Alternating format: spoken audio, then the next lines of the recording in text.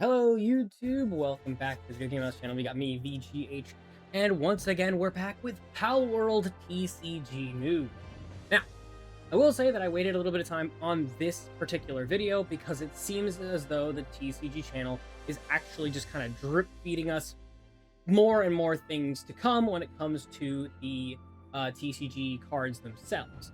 Now, the reason I bring this up is because the original demo day decks that they gave out during the demo events are not the same cards that we're going to be getting in the actual card game. So I have, say, Foxparks, a card in the demo deck that is very simple, doesn't have a lot of effects, a lot of abilities, doesn't have all the text, or its attack and its strike damage are all different than the actual card that we're going to get for the actual card game. So they're actually releasing all of the different cards, but they're slowly giving us the new cards as days go on and time ticks down on the actual release of the card game. The first set, if you guys don't already know, is coming out July 30th, so we still have about a month to go. But I hope you guys get a little bit of entertainment value out of this to at least hear about the game itself. What I have behind me right now is the actual tutorial video they put out to kind of show off how to play the game. I wanted to do a video on this, along with the new cards that they have released thus far, and that way everyone can have a good idea as to what's going on. Welcome to the world of Palworld official card game. In this video, we'll teach you the basics of the game so you can start your taming journey. Let's move on to game preparation. I think that's the actual... To play, you'll need a 50-card main deck made up of pals, structures, gears, and event cards. You'll also need a separate soul deck consisting of 10 soul cards. Shuffle your main deck and place it to your right. Then, place your soul deck on the lower left of the playmat. Once your decks are prepared, it's time to set your life points. Both players start with 10 life points, and the first person to reduce their opponent's life to 0 wins. Fair enough. Next, Normal stuff. Decide who goes first. Usually, you decide randomly through something like rock, paper, scissors. Whoever wins gets the first turn. So, rolling a The second dice, player will flip a start coin. the game with one soul placed vertically face up in their soul area. Next, draw 5 cards from the top of your deck. You may redraw, more commonly known as mulligan, once. That hand To sucks. do so, return the cards you just drew to your main deck. Shuffle and draw 5 new cards. Oh, okay. So, With I that, guess we're ready to begin. the first thing we should talk about right there is the fact there is no choice mulligan. It is you like your hand or you don't, and you just shuffle back. I think his opening hand was like a 2-drop and then a 4, 5, 6, and 7 drop. So yeah, I probably would also try and reshuffle depending on what my deck looks like. Just having 2 Kativas not bad though. All right, let's keep going. This is the player going first. It looks as though the advantage for going second is getting 1 bonus soul card to play. I think we did hear about that in the actual rules, but if we didn't, first time. Let's start with player 1. On the first turn, the first player will skip their stand and draw phases and start directly from their soul phase. Oh, no draw. Player 1, go ahead and place 2 souls from your soul deck vertically face up into the soul area. Okay. You'll gain 2 souls at the start of every turn, up to a maximum of 10. Probably should say up to 2 souls. Next is the main phase. Let's start by deploying a pal to your base. When deploying cards, check the number in the card's top left corner. This indicates the card's cost. Simply turn the required number of souls sideways into the rest position, then place Kativa into your base. Just remember, you may only have a maximum of 5 pals in your base at any time. That's fair, because Any the game pal actually placed has in your 5, base can so act it makes sense. immediately. That means they can attack and deal damage right away. So let's try doing just that. Rest your pal and declare your attack. Okay, so When there's... attacking a player, take a look at the Okay. number in the card's bottom right corner.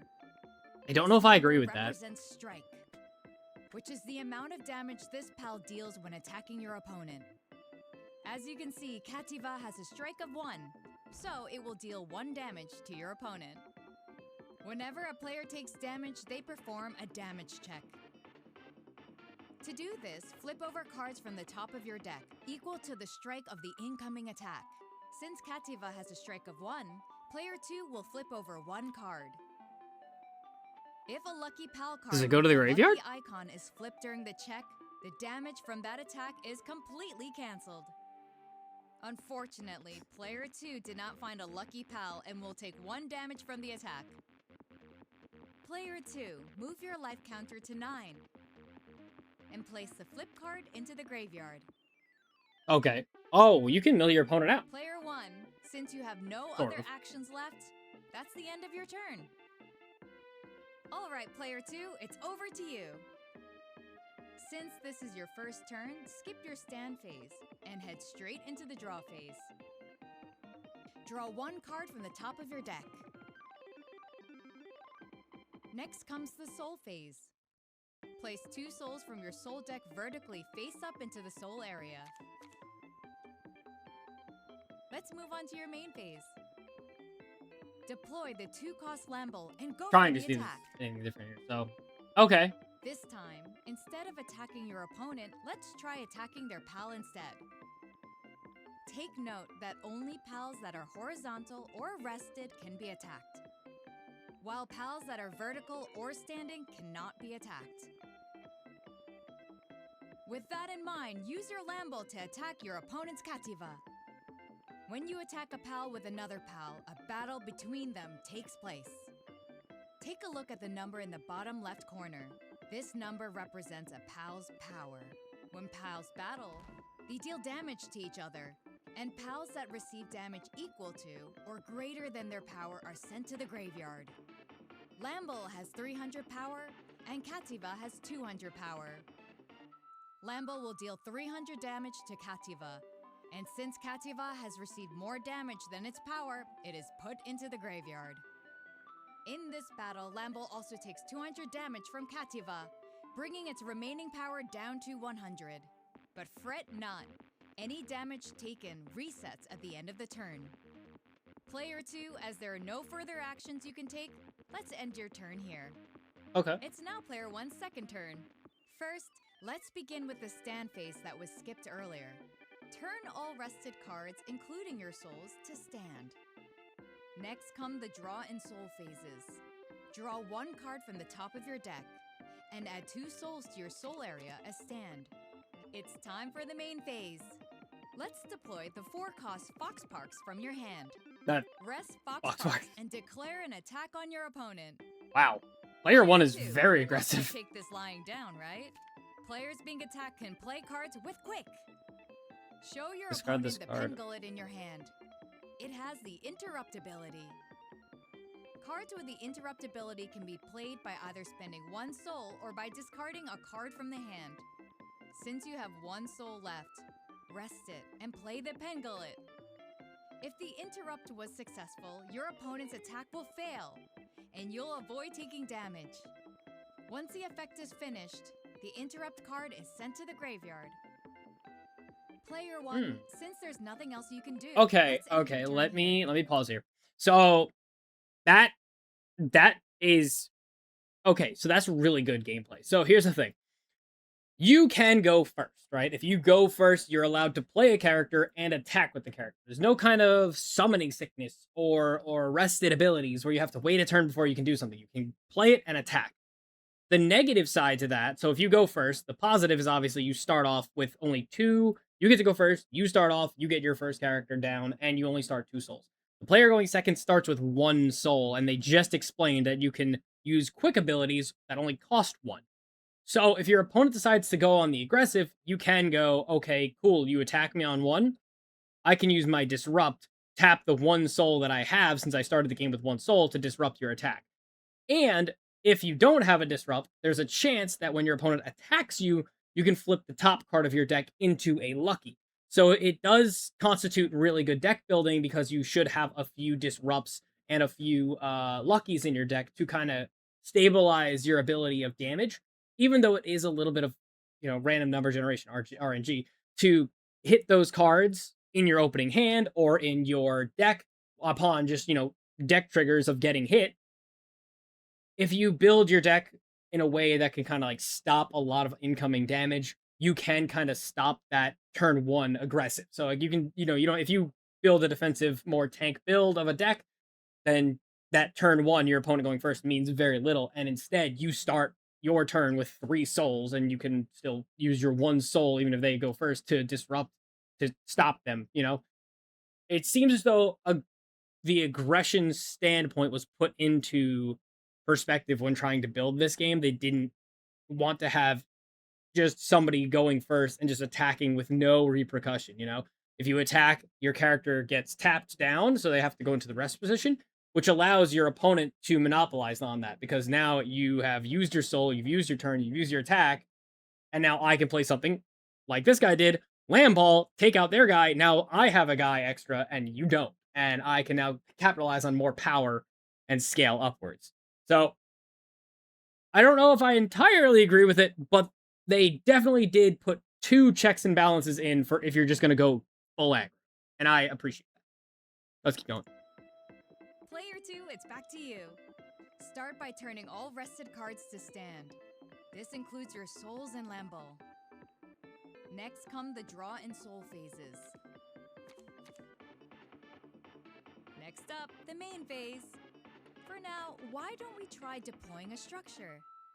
Look for primitive furnace in your hand. Similar to deploying a PAL, structures are deployed by resting souls equal to the cost in the top left corner. And structures are destroyed if they take damage equal to or exceeding this number. But structures aren't just for show. That's Pals a can be kindling assigned to them structure. too. Let's rest the Lamble in your base and put it to work right away. You can't. This action is called assigning. When you assign Does a land pal, ball have kindling? the structure's on-assigned No. ability activates. No, it does not. Go So you- ahead and draw 1 card from the top of your deck. While we're at it, let's deploy the gear single-shot rifle. Just like your other cards, you'll need to pay a cost to deploy gears. Normally, this gear would require 4 souls. However, Primitive Furnace's continuous ability reduces the cost of gears by 2, making this a 2-cost gear. Wow, what a turn. Single-shot rifle has an on-deploy ability that activates automatically when played. You may choose 1 pal and deal 1,000 damage to it. So let's deal 1,000 damage to Fox Parks. They had a gunshot sound Fox effects. has taken more damage than its power. It will be sent to the graveyard. Since you still have 2 souls remaining, let's play Chickapee from your hand as well. Although Chickapee can attack. So that turn is huge. You got rid of all your opponent's problems. You got a board state where you have a very good primitive furnace for 600 defense, and now you have 2 characters on 2 pals on your board compared to your opponent's got nothing. Although this is where the big thought process comes in. Do you really want to activate your 2 souls, right? Because now that you have nothing, all your souls tapped, you don't have the mind game of, I have a disruption in my hand, and your opponent can now play their turn basically uninterrupted. So they can play all their pals they want, they can use all their abilities, they can use whatever they want, and knowing they can't get disrupted, they're safe. So that's kind of the gameplay loop, and the mechanic of the game is like, you sometimes don't want to rest all of your souls if you don't need to. Like, does this guy really need a Chickapee on the board? Probably not. So there's the option of like just hold it in your hand for high level gameplay of just like, you know, do you really want to attack me? Do you really want to do that? Because you might run into my disrupt, and if I disrupt you, then I'm gonna get a free shot. You know, you got to take care of my other stuff first. So I do like that idea. I do like that idea a lot. Standing pals can block your opponent's attack. So let's end the turn here without attacking. Okay, and the rested Player can't 1, it's block, now your but 3rd the turn. upright ones can. Stand So all rested I guess it cards. kind of have a disruption Next if come the the draw Chickapee and doesn't soul get phases. attacked. Draw 1 card from the top of your deck and add 2 souls to your soul area as stand. 6 souls. Start by playing the 2-cost Chickapee and go straight for an attack. Dude, this guy only wants to go Since you for. will still have life points remaining after taking 1 damage, let's take this attack head on. Since you didn't flip over a lucky pal, you'll take the damage. He just accepts it. Move your life Whatever, points I got to hit. 8. Player 1, let's deploy another pal. In this game, you can perform actions during your main phase in any order you like. Oh.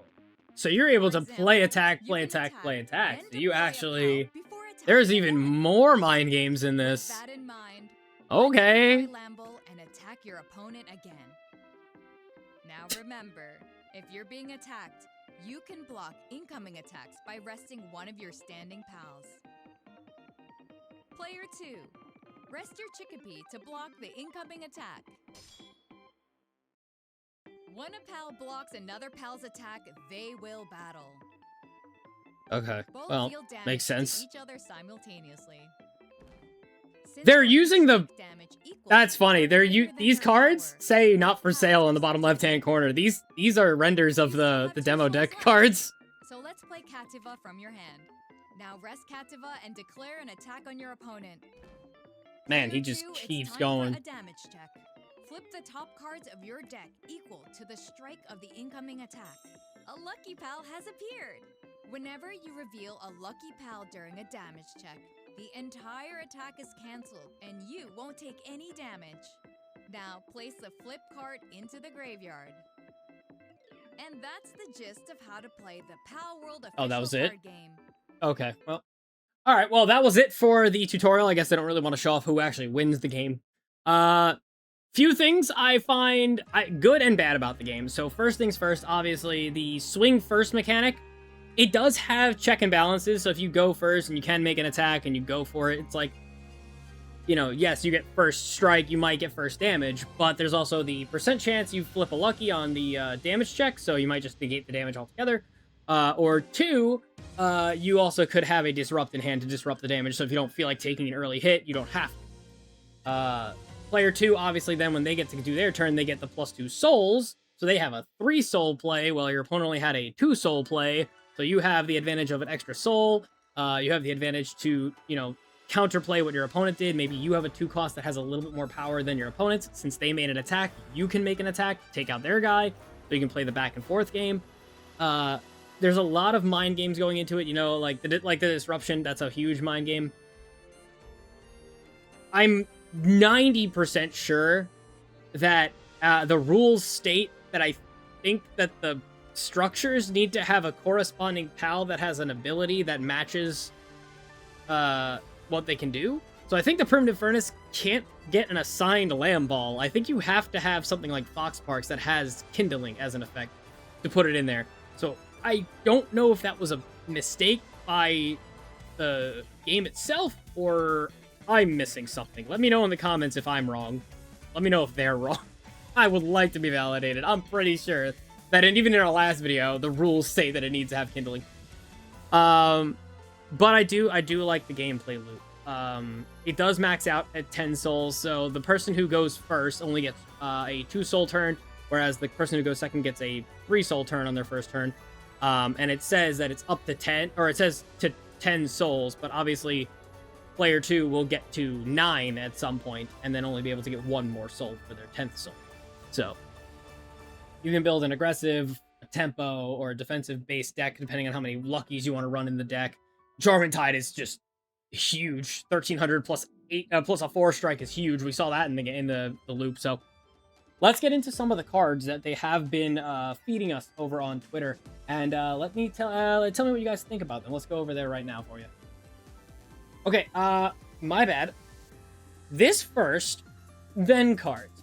First thing we have is that they have given us Dawn of Palpagos, which is the first set, the name of the first set for Palworld, which I believe will most likely be some of the main original pals from the 0.1 release forward.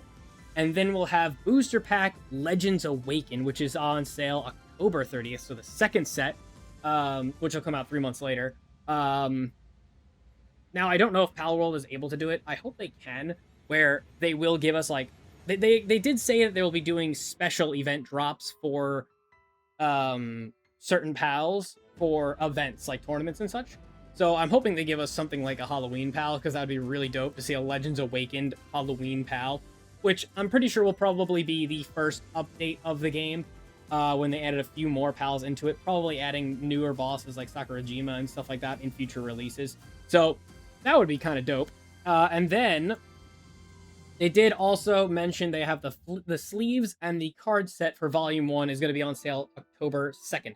Now, I believe we can go find this on the actual Palworld website to see them, but I believe it's Somerset Chillet, which is the summer one wearing the little inner tube, so that you can get a sleeve set and a card set. So it's just more of the first series. Nothing too big on that. But obviously, if you want it, you can find it on sale coming October 2nd. Alright, so over to some of the cards. This is the actual Fox Parks card they're releasing in the card reveal trial deck of Dawn of Palpacos Red Blue. This is Fox Parks, a Toasty Hug. They changed the cost up there. You see there's an arrow for it to turn. This doesn't look like a high-level render. I'm not sure if it's because the card got blown up after the rendering, but it is a little distorted. So I'll try and read it out to you guys. This one, like I did say before, does have kindling, so it can go into primitive furnace, and it states act, interrupt. So Fox Parks now has an interrupt effect. 1 card cost, discard this card, or you can discard this card and 1 other card from your hand to nullify an opponent's attack, and battle damage does not occur. It's a 4 cost, just like it was before. In the demo, we saw that Fox Parks was 700 power. This dropped it down to a significantly lower 400 with only a 2-point strike. So this is one of the first obvious changes. They added the title, so now it's a Toasty Hug. They added the animation, the little swish next to the mana cost, or the souls cost, sorry. And they gave it a new effect, which is very, very cool, because now we have a new disruptor. Following that up, another card from Red Blue is Lamball, which we saw in the actual video, My First Pal. And it does have a new effect right there. It says, I think it says continue. It's C-O-N-T. I don't know if that's count or continue. This card cannot be attacked by 4 cost or greater pal. Wow, actually, that's really good. Even a mid to late game, Lamball can actually just poke for 1 damage, and that could make or break a game. Well, it says he can't be attacked, though. He can be blocked. Something to think about. Still a 2 cost. Still 200 power. I think Lamball was 300 originally in the demo cards, and this is 200. So, also a thing. But like mid game, when your opponent's like, putting out big guys, you can't attack the Lamball. So Lamball can make a strike, and if your opponent only has larger pals on the board, they can't actually strike it back. So you have like a free Lamball there. So that's kind of nifty. Next up, we'll have Kativa. This is for green-purple, so Kativa will be showing up in the green-purple deck and not in the red-blue. This one also says, I don't know if it's maybe it's continuous effect, maybe that's what C-O-N-T stands for, but it says this card cannot be attacked by 3 cost or less pals, so Kativa actually a little bit stronger early game than it is late game. This one actually has harvesting, crafting, collecting, and transporting. I mean, I know that's what it has in the game, but that's a lot of effects for 1 pal. But 2 cost 200. I think it had the same stats in the actual the demo, so I think it's just the ability that I got as an add-on. Another card for green purple is Chikepi, My First Pal. It says auto effect. When this card is put into the graveyard, gain 1. If I'm being completely honest, I don't know what that is. It looks like a watering can. I don't know if that's supposed to signify soul. But in a game like this, you can make your attack options switch. So I could use Chikepi to play it and attack, and if my opponent blocks, it gets knocked out and sent to the graveyard. I can get 1 soul back, so it'll be essentially -2 attack, gets knocked out, +1. But the pal they use to block is now -200 power, so whatever I summon out next could be a make or break that can attack that pal, that since it has -200, I can take a knockout on. Just thought. Or I could be entirely wrong. Like I said, they said that at the end of every turn, I think it was, that the damage reverts back to 0. So if it does work that way, you could do 200 and then do 200 more with another one or something like that to clear a board when you couldn't. Next up, Trial Deck Super Parallel from Red and Blue, the full art Grisbolt Rumbling Tank. 7-drop Lucky Pal, says electricity, crafting, collecting, and transporting. Continuous effect, Assault. This card can attack pals in the stand. Oh, gee. Wow. 7 costs 1,600. Yes, it is huge. But also, Wallop is hysterical. You might think you're safe by keeping a guy's stand, so that way you don't have to use it as a blocker, and then this guy can just come down and punch it. And 16 is, honestly, the biggest one we've seen so far. Although I don't think Grisbolt had an ability in the demo cards, if I'm remembering properly. But this is a super parallel. So, the super parallels are special cards. Now, in the trial deck, you normally get basic cards for all of the cards. But one card in the entirety of the trial deck, I believe, is going to be different. Where it can be a super parallel, a triple parallel, stuff like that, where it's like super crazy. But it only comes out in the trial deck as of the information that we have right now. I do not know if you can get this card specifically outside of a trial. But it's cool to know. Oh my goodness, von graciousness. Okay, so that is another super parallel of Elfaran Aqua, the Gentle Ripples. A dragon and water type pal, 6 cost, much weaker. Gee, we had 1,600 on Grisbolt. This guy only gets 9. But it says on deploy, an auto effect. Draw 2 cards, choose one from your hand, and put it on the top of the deck. I don't know how effective this will be. It's a very high cost, because granted, only 10 souls at, like, late game. But, I mean, draw 2, replace 1 isn't terrible from what I can think in this game. Because if I drew 2 and I have, you know, Disrupt in my hand, right? Then I could put something else on the top, then I have a Disrupt turn. Where otherwise I might not. And I haven't seen too much draw power, so far I've only seen never just draw 1 per turn. Not a lot of deploy, draw extra, so... That might be a reason. Might be a reason. Next up, another trial deck, green-purple. We have Floppy the Snack Lover. It says, on deploy, get 2. Again with this watering can. I'm not sure what that is entirely.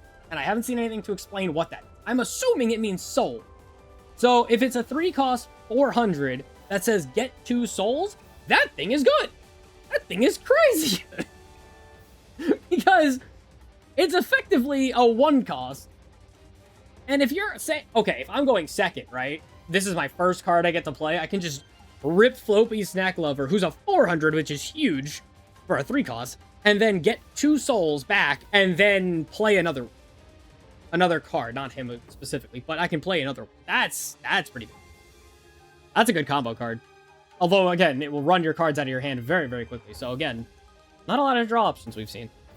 Oh, and here's the, this is our first one that we've seen, not even the first structure, but it says, act 1 turn, assign 1 pal, get 3 watering cans. I don't know what it is. It could be a plant symbol, it could be a soul symbol, I'm not quite sure. And draw 1 card, you can rest your standing pal to assign it. Okay. A 1 costs 600, though. Like, some of the pals are 3, like that last... Floppy is a 3 cost 400, so like you can't even knock out the durability of this. Although it does only have a durability and not a strike damage, so it doesn't fight back, I guess you could say, because like this has a power, but this only has durability. So if I swung at it, it would still be minus 400, so I could knock it out with another pal for 200 more damage. I would take 2 attacks, of course, but I'm not entirely sure what this symbol means. I wonder if there's anything that's been explained as of yet on that symbol. Woo! Okay, I love Suzaku. Honestly, Suzaku was one of my main guys when I first started playing the game. Suzaku, not Aqua, but the fire one, definitely. Trial deck card reveal, red-blue, Suzaku Aqua, the way of the current. Auto. Vigilance. At the end of your turn, stand this... Oh!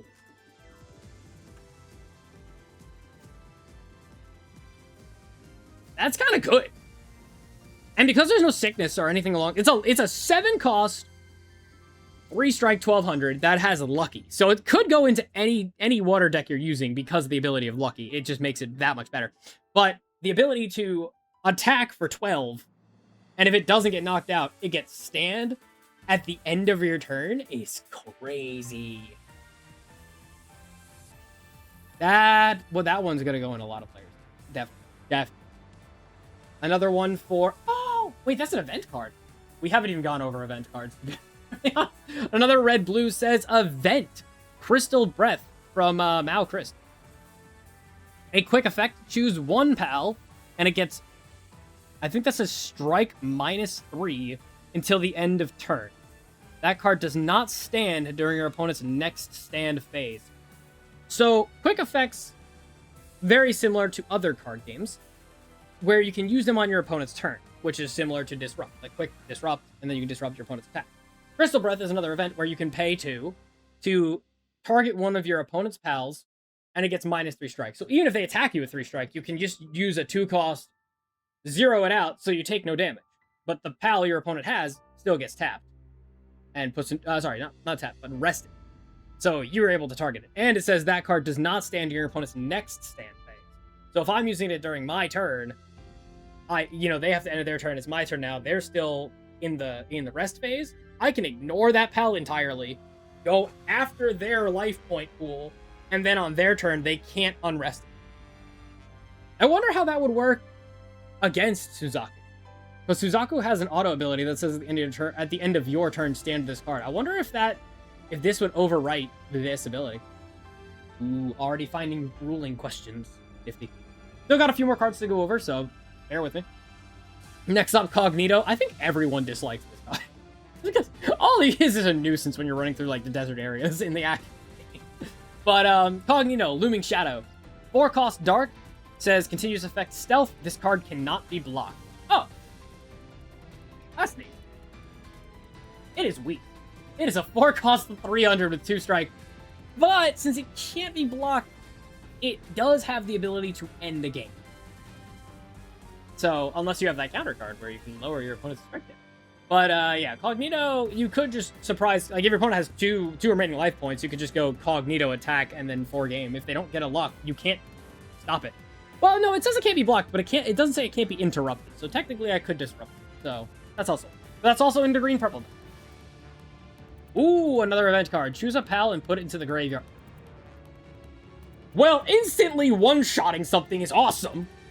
Strike from Darkness. That's pretty cool. The true horror is the strike you never see coming. That's pretty hype. Honestly, a card like this will always be put in a player's deck because it's simple and to the point, and I haven't seen anything to counter event cards yet. But having your opponent spend an entire turn dropping a 7-cost Suzaku and then your opponent just going, cool, 4-cost, it's gone. That's kind of powerful. Hey, trial deck red blue gun. Oh, this is different. This is different too. I didn't think they were going to change it because rifle was already really strong, but it looks like on deploy, choose one pal and deal 1,500 damage. What's the difference between that and the other card? That just instantly kills something. But it says, say, rest this card, choose a pal, and it gets an extra 200 until the end of the turn. That is a gear. Doesn't equip. It just is on your board. We haven't seen anything that removes gear cards yet.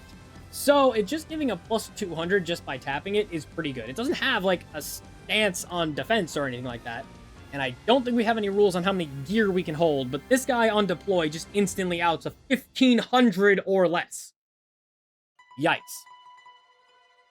Next up is another event card, Ignis Breath. Oh, look at that! Polaris.